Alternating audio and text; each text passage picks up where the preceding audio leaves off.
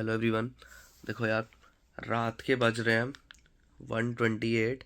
1:28 हो रहे हैं। मैं अभी इसलिए जगा हूँ क्योंकि मेरे को लाइव बैंक निफ्टी की ट्रेड आप सभी को दिखानी है। उसके पीछे का रीज़न आपको दिखाना है।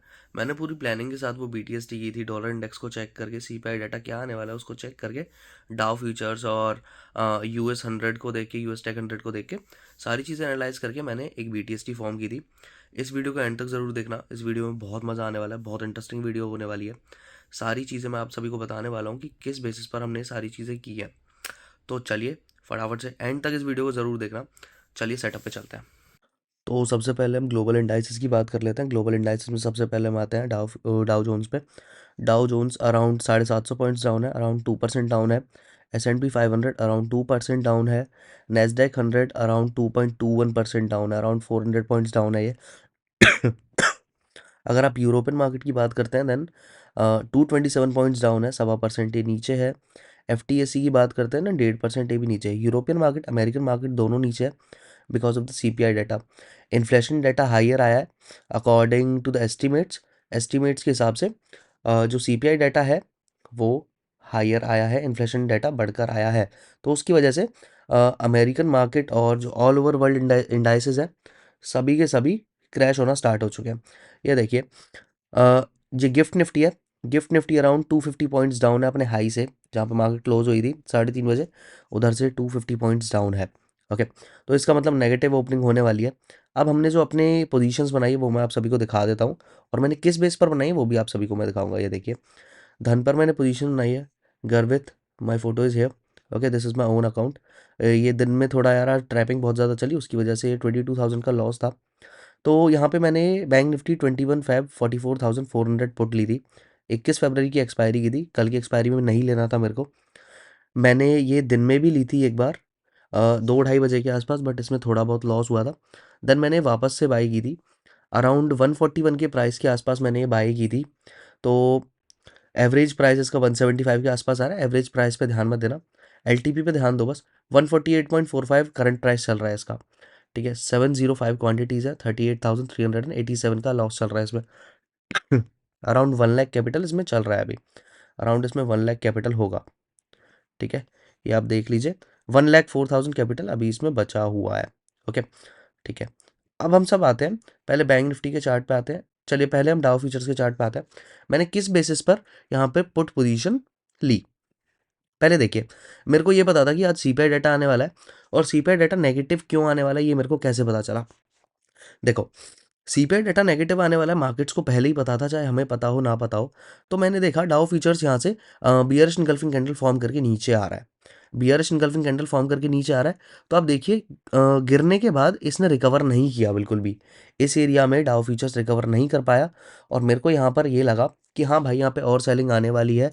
200 सिंपल मूविंग एवरेज के नीचे डाउ निकल चुका था। अगर यार CPI डाटा पॉजिटिव आने वाला होगा तो इन्वेस्टर्स को पहले ही पता होगा ना कि हाँ मार्केट ऊपर जाएगी, तो हम मार्केट को फॉल नहीं कराएंगे। तो सीधी सादी बात थी कि यार 200 सिंपल मूविंग एवरेज के नीचे निकाल दिया, देन वो रिकवर भी नहीं कर रहा, तो इसका मतलब भाई CPI डाटा नेगेटिव ही आने वाला है। मैंने अपने सारे व्यूअर्स को, मैंने इसी यूट्यूब चैनल पर लाइव में सभी को बोला भी था कि बैंक निफ्टी और निफ्टी को शॉर्ट भी करो, आप सभी को याद भी होगा। ठीक है, मैंने इसी बेसिस पर बोला था। ठीक है, एक तो ये हो गया, एक रीज़न तो हो गया ये, और एक रीज़न आता है डॉलर इंडेक्स का। Let me show you. Dollar index की वजह से भी मैंने आप सभी को बोला था कि भाई यहाँ पे आप सभी मार्केट को शॉर्ट करो। और शॉर्ट किस लिए करो, शॉर्ट किस लिए करो, देखो यहाँ पर जब मैंने डाउ फ्यूचर्स देखा था ना कि डाउ फ्यूचर्स गिरा है, तो उस टाइम पे डॉलर इंडेक्स राइज़ किया था। ये देखिए, डॉलर इंडेक्स राइज़ किया था इस टाइम पर, यहाँ पे राइज़ किया था। देन राइज़ करने के बाद यहाँ से एक पिन बार भी बना रहा था, यहाँ से पिन बार बना के साफ साफ इंडिकेशन आ रहे थे कि हाँ डॉलर इंडेक्स में तेज़ी आ सकती है। अगर डॉलर इंडेक्स में तेज़ी आ सकती है तो ग्लोबल इंडाइसेस की हालत बिगड़ सकती है। दूसरा रीज़न ये हो गया, और जो तीसरा रीज़न होता है वो मेरा नेस्डैक की वजह से आया था। नेस्डैक में मेरा रीज़न था एक शॉर्ट शॉर्ट करने का। नेस्डैक में आप देखिए, नेस्डैक में आप ट्रेड कर रहे हैं 200 सिंपल मूविंग एवरेज के नीचे, यार आप ट्रेड कर रहे हैं। देखिए यहाँ से एम पैटर्न फॉर्म करके नेस्डैक 100, US Tech 100 जिसको हम बोलते हैं, नेस्डैक 100 का ये फ्यूचर है। ये देखिए यहाँ से एम पैटर्न फॉर्म करके kind of M pattern double top बना के नीचे आया ये, ठीक है, सुबह सुबह। देन उसके बाद आज कितने बजे की बात है जब मैंने ली थी, ये है 2:30 बजे के आसपास की बात है। ये देखिए यहाँ पे 2:30 बजे के आसपास, ये देखो 2:30 बजे के आसपास यार, अगर मार्केट गिरा है, सिंपल मूविंग एवरेज के नीचे गिर रहा है, अगर इसको सपोर्ट लेना है तो भाई उठे तो सही। आरएसआई भी नेगेटिव हुआ पड़ा है यहाँ पर आरएसआई भी नेगेटिव था, तब भी नहीं उठ पाया नेस्डैक। दैट्स वाई तीसरा रीज़न ये होगा कि यहाँ पे पुट्स लेनी चाहिए थी हमको, ठीक है। अब चौथा रीज़न मैं आप सभी को समझाने वाला हूँ। बैंक निफ्टी के 4 आवर टाइम फ्रेम पर आ चुके हैं, बैंक निफ्टी के 4 आवर टाइम फ्रेम पर आ चुके हैं। तो हम एक चीज़ देखते हैं, यहाँ पे ये मैंने जो आपको ये रेड बॉक्स दिख रहा है, कंसोलिडेशन एरिया बनाया हुआ है मैंने। कंसोलिडेशन एरिया मैंने कैसे बनाया हुआ है, इस वाली कैंडल को, 4 आवर टाइम फ्रेम की कैंडल को, इसको सपोर्ट मानकर मैंने कंसोलिडेशन एरिया बनाया हुआ है। इन दी इन विक्स को लेकर और इस वाली कैंडल को लेकर मैंने ये पूरा एक कंसोलिडेशन एरिया बनाया हुआ है। ओके, कंसोलिडेशन एरिया बनाया हुआ 4 आवर टाइम फ्रेम पे, असलियत में 1 डे टाइम फ्रेम पे बनाया हुआ था मैंने। तो 4 आवर टाइम फ्रेम पे मैंने ये किया हुआ है चार्ट। तो 4 आवर टाइम फ्रेम पे आप सभी को देखने को मिलेगा, मार्केट ने एक बार क्या किया, यहाँ से अगर फॉल आ रहा है, यहाँ से अगर फॉल आ रहा है, देन एक बार राइज हुआ मार्केट, देन वापस से फॉल आया, ठीक है। नहीं समझ में आया, दोबारा समझिए। एक बार यहाँ से फॉल आया, हल्का सा उठा, देन फॉल आया, हल्का सा उठा, देन फॉल आया, अब यहाँ पे हल्का सा उठा है। अब इसका मतलब क्या है, यहाँ पे सिंपल सिंपल रीज़न है कि यार देखो, जब ये वाला कंसोलिडेशन एरिया यार ये सपोर्ट कर रहा था, जब ये कंसोलिडेशन एरिया बैंक निफ्टी को यहाँ से भी तो सपोर्ट कर रहा था ना, यहाँ से भी तो सपोर्ट कर रहा था।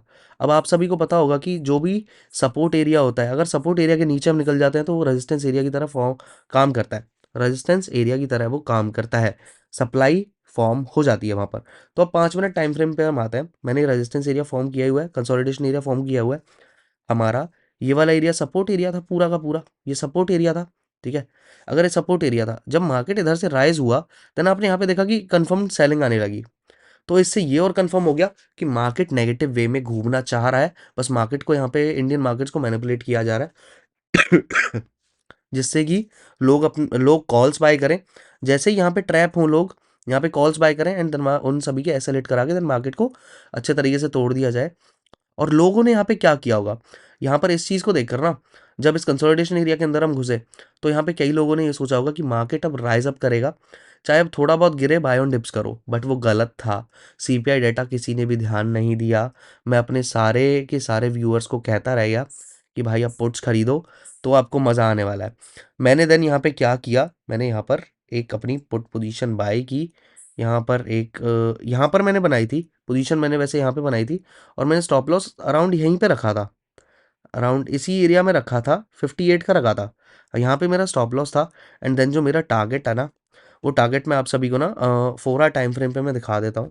4 आवर टाइम फ्रेम पर आकर जो मेरा टारगेट रहेगा वो अराउंड रहेगा, देखो ये वाला पहला टारगेट तो रहेगा 44,538। वैसे इसको दूसरा टारगेट मान लेते हैं, पहला टारगेट ना अपन इस वाली कैंडल की लो का लेते हैं इस वाली कैंडल की ओपनिंग का लेते हैं टारगेट।